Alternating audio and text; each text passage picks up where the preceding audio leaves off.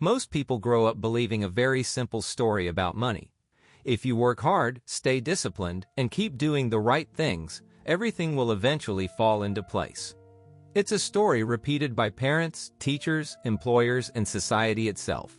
Work harder, be responsible, delay gratification. And for a long time, that story feels believable. You show up every day. You take on more responsibility. You accept stress now for the promise of stability later. You do what responsible people are supposed to do. But as the years pass, something doesn't quite line up. You're working hard, yet progress feels slow. You earn more, yet money still feels fragile. You're doing everything right, but nothing ever feels settled. There's always tension in the background. Always a sense that things could fall apart. Always the feeling that one unexpected expense could undo months of effort. And that creates confusion. Because if hard work is supposed to lead to security, why does it still feel this unstable? Today, I want to explain why hard work alone doesn't make people wealthy, and why so many disciplined, capable people stay financially stuck despite doing everything they were taught. This isn't about laziness. It's not about motivation. And it's definitely not about intelligence. It's about structure. Hard work is effort applied inside a system. And if the system is weak, effort doesn't compound. It just gets absorbed. Most people spend their entire lives applying effort inside systems they don't control. They work for fixed salaries with limited upside. They trade time for money that resets every month.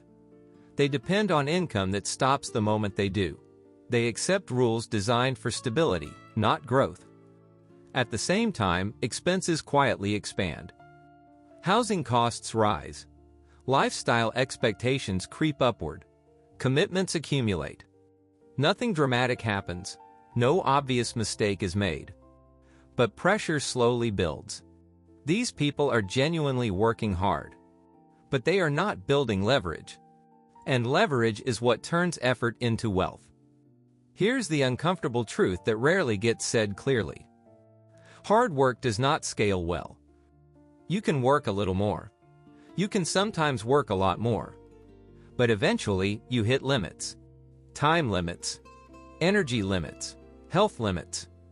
No matter how disciplined you are, there is a ceiling to effort.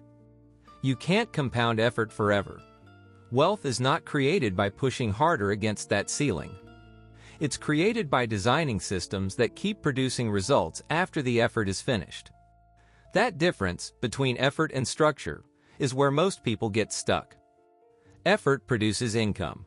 Systems produce outcomes. And income alone does not create freedom. This is why two people with very similar incomes can end up in completely different financial positions over time. One person works just as hard, sometimes harder, yet always feels behind. They're constantly reacting, constantly adjusting, constantly worried about what happens if something changes. The other slowly, quietly pulls ahead. Not because they hustle more, not because they're smarter, not because they sacrifice more, but because they redesigned how money flows through their life. They didn't just focus on earning. They focused on architecture. So what is a financial system really? A financial system is simply a set of rules that decides where money goes first, which decisions are automatic, and what grows without constant attention. Most people don't actually have systems. They have intentions. They plan to save more. They plan to invest when things feel safer. They plan to be better with money next month. But intentions require energy. And energy is finite. After a long day, good intentions weaken. Under stress, they disappear. During uncertainty, they get postponed. Systems remove the need for constant decision-making. For example, money that is invested automatically before it can be spent. Spending limits that don't rise just because income increases. Savings that build quietly without willpower or reminders. None of this feels exciting. There's no rush, no urgency, no heroic story to tell. And that's exactly why it works. Hard work feels noble. Systems feel boring. but boring systems win. Another reason hard work fails financially is that it often reinforces bad structures instead of fixing them. When money feels tight, most people respond by working more. They take extra shifts. They add side projects. They sacrifice evenings and weekends. But they don't change the system. They patch it. More effort compensates for weak structure. And this creates a trap. The harder you work to survive inside a bad system, the less time and energy you have to redesign it. So you stay busy. You stay productive. You stay responsible. And you stay financially fragile. This is why so many capable, disciplined people feel like they're always one step behind.